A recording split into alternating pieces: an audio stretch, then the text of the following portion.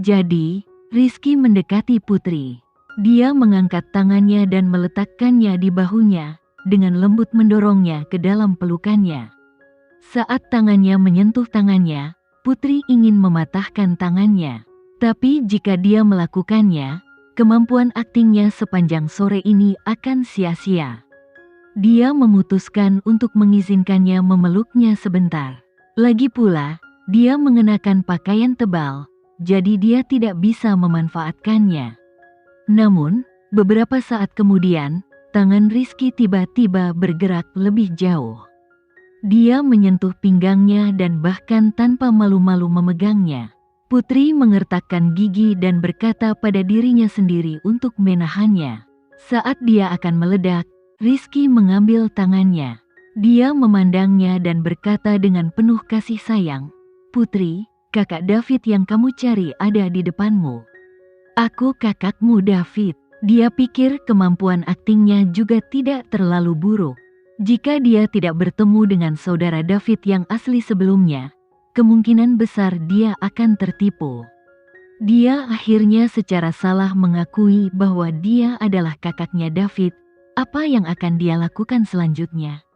Apakah dia akan merayunya? Atau apakah ada siasat untuk melawan saudara David? Atau apakah dia punya motif tersembunyi lainnya? Putri tidak bisa menebak niat pria itu untuk saat ini. Tapi itu tidak masalah. Dia akan berada untuk jangka waktu tertentu. Dia punya banyak waktu untuk dihabiskan bersamanya saat dia mengamati triknya. Dia juga menduga Dimas mungkin adalah dalang di balik layar. Beruntung dia menahan diri. Jika tidak, rubah licik ini akan terus mengujinya. "Kak Rizky, aku tahu. Aku sudah tahu sejak awal kalau itu kamu."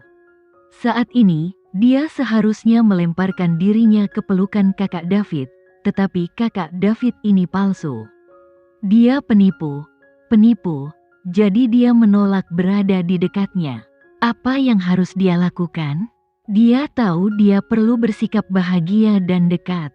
Dia melemparkan dirinya ke dalam pelukannya dan membiarkan dia memeluknya. Dia segera mundur setelah beberapa saat sambil berbicara dengan gembira. "Saudaraku Rizky, bertahun-tahun telah berlalu, tapi kamu masih mengingatku." Saya sangat senang tentang itu. Dia sedikit kecewa karena Putri meninggalkan pelukannya begitu cepat, dan dia ingin mengatakan sesuatu. Tapi Putri dengan cepat menunjuk ke pertunjukan di depan mereka. "Saudara Rizky, apakah itu Romeo?" Di atas panggung, Romeo dan Juliet sedang memainkan salah satu drama yang paling tidak disukai Putri. Dia hanya tidak menyukai tragedi. Dia berpikir bahwa orang harus berusaha semaksimal mungkin untuk memperjuangkan sesuatu yang mereka inginkan. Setiap orang harus belajar membidik bintang. Sama seperti hubungan antara kakak David dan dia. Dia tidak bisa secara terbuka berdamai dengannya, dan jika dia melakukannya tidak datang kepadanya kakak David dalam hidup ini, keduanya hanya bisa saling merindukan secara diam-diam. Ketika mereka menjadi tua di masa depan, mereka akan menyesalinya. Oleh karena itu, apapun yang terjadi, dia akan melakukan yang terbaik untuk menemukan kakak David dan bersamanya di tempat terbuka. Tidak peduli betapa sulitnya hal itu, dia hanya bisa menjadi miliknya dalam kehidupan ini. Rizky terus berusaha mendekatinya. "Putri, Kak Rizky, aku tahu itu sudah lama sekali, dan semua orang sudah berubah. Aku yakin kamu juga sudah berubah. Tapi aku akan selalu ingat bahwa kamu selalu baik padaku." Dia tersenyum dan melanjutkan, "Kak Rizky, aku sudah dewasa. Aku bukan lagi putri kecil yang sama seperti dulu. Aku tidak bisa mengganggumu sepanjang hari. Dan kamu tidak lagi muda lagi. Apakah kamu sudah menemukan kakak iparku?" Kata-katanya cukup jelas.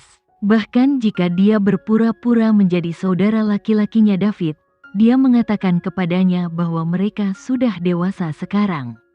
Mereka harus menyadari keintiman antara laki-laki dan perempuan, dan tidak boleh berpelukan terlalu erat seperti saat mereka masih anak-anak dulu. Penolakannya masuk akal. Rizky harus mengendalikan keinginannya untuk dekat dengannya dan berusaha menjadi saudara yang baik. Aku juga ingin memberitahumu bahwa tidak peduli berapa lama waktu telah berlalu dan bagaimana orang akan berubah. Aku akan melindungimu selama kamu membutuhkanku. Saudara Rizky, terima kasih. Saya sangat beruntung bisa bertemu denganmu di kehidupan ini. Tentu saja kakak David akan melindunginya, jadi dia tidak perlu menyebutkannya secara eksplisit. Rizky berkata, "Putri, aku sudah menyiapkan sesuatu untukmu." Putri berpura-pura bersemangat, "Ada apa? Jangan khawatir, kamu akan tahu sebentar lagi." Rizky tersenyum padanya dengan lembut dan menjentikkan jarinya sebagai isyarat kepada staf. Saat itu, lampu di ruangan itu tiba-tiba padam, dan seluruh tempat menjadi sunyi. Setelah beberapa detik, dia mendengar musik romantis dimainkan. "Putri, lihat panggungnya." Rizky mengulurkan tangan untuk meraih Putri, tapi dia gagal meraihnya. "Putri, kamu di mana?" Dia mengenalnya berada tepat di sampingnya sebelum lampu dimatikan. Bagaimana dia bisa menghilang begitu cepat? Rizky teriak beberapa kali, tapi tidak ada yang meresponsnya. Putri sepertinya menghilang dalam sekejap. "Putri, jangan main-main. Kamu tidak bisa melihat dalam kegelapan. Jangan sakiti dirimu sendiri." Tidak mungkin dia menghilang. Dia menduga dia sedang mempermainkannya. Pintu kamar pribadi tiba-tiba dibuka, dan kemudian sesosok tubuh tinggi bergegas masuk ke dalam kamar. Sebelum Rizky mengetahui apa yang sedang terjadi, pria itu bergegas ke sudut ruangan seperti embusan angin. "Siapa kamu? Apa yang ingin kamu lakukan?" Karena lampu dimatikan, Rizky tidak bisa melihat apapun. Dia tidak tahu siapa yang menerobos masuk. Namun, dia tahu orang itu siapa menerobos harus terampil. Ruangan itu gelap, dan dia bahkan tidak bisa melihatnya jari. Namun, orang tersebut bisa saja terburu-buru ruangan itu dan pergi ke sudut. Pria itu tidak menjawabnya. Sepertinya orang yang masuk ke kamar itu sedang mencari sesuatu. Rizky berteriak keras, "Siapa kamu? Apa yang kamu inginkan? Sudah kubilang, jangan sentuh nona muda itu." Rizky tidak tahu banyak tentang perusahaan Sandiga, tapi dia mendengar sesuatu tentang perusahaan itu. Secara khusus, dia tahu bahwa pemimpin Sandiga dianggap sebagai legenda. Namun, meski dia adalah sosok legendaris, dia tetap memiliki sisi lembut dalam dirinya. Istri dan putrinya adalah kelemahannya. Dia mendengar bahwa dia telah sangat memanjakan putrinya, sehingga dia akan melakukan segalanya untuknya, bahkan jika dia ingin pergi keluar angkasa. Bagaimana orang lain bisa menyakiti istri dan putrinya? Tidak lama kemudian, lampu kembali menyala. Saat lampu dinyalakan, dia melihat dengan jelas pria jangkung dan tampan yang datang menerobos masuk tadi. Meskipun dia telah merias wajahnya dan terlihat sangat berbeda dari penampilan aslinya, Rizky sekilas mengenalinya. Itu dia, itu adalah presiden baru terpilih, Gavin Hermawan. Dia mengenakan pakaian santai, bukan pakaian formal biasanya. Pakaiannya terlihat biasa dan kasual, namun karena ketampanan dan fisiknya yang tinggi, dia terlihat seperti supermodel. Sebagai seorang laki-laki, Rizky harus mengakui hal itu. Gavin adalah pria yang sangat menarik. Namun, dia tidak memanfaatkannya terlihat. Sebaliknya, dia mencari nafkah dengan menggunakan miliknya kebijaksanaan dan pikiran politik. "Kakak ketiga, apa yang kamu lakukan di sini?" Rizky bertanya dengan ketakutan. Namun, saat dia melihat tatapan dingin Gavin, dia langsung terdiam. Kakak ketiganya memiliki citra presiden yang lembut dan mudah didekati di depan publik. Secara pribadi, tatapannya bisa menakuti orang sampai mati. Gavin dengan cepat melihat sekeliling, dan melihat Putri meringkuk di sudut lain ruangan. Dia meringkuk dengan tangan di atas kepala dan tubuhnya gemetar. Dia tampak sangat menyedihkan. Putri. Gavin segera bergegas ke sisi Putri dan mengulurkan tangan untuk memeluknya, tapi Putri menolaknya. Seolah-olah dia memasuki dunia yang gelap dan dia sendirian. Ada banyak orang yang mengerikan di dunia itu.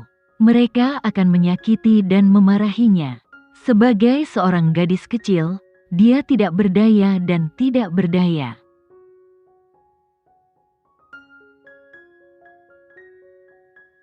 Sekian dulu ya video kali ini, kita lanjutkan lagi videonya di lain waktu. Oh iya, bagaimana menurut kalian? Semoga bisa sedikit menghibur kalian semua. Untuk teman-teman yang baru nonton, jangan lupa subscribe ya, hehehe. Dan kalau teman-teman ada yang ingin gabung langganan, bisa langsung gabung saja untuk dapat fitur yang menarik dan sedikit membantu Mimin. Terima kasih banyak sudah menonton, sampai jumpa lagi, bye.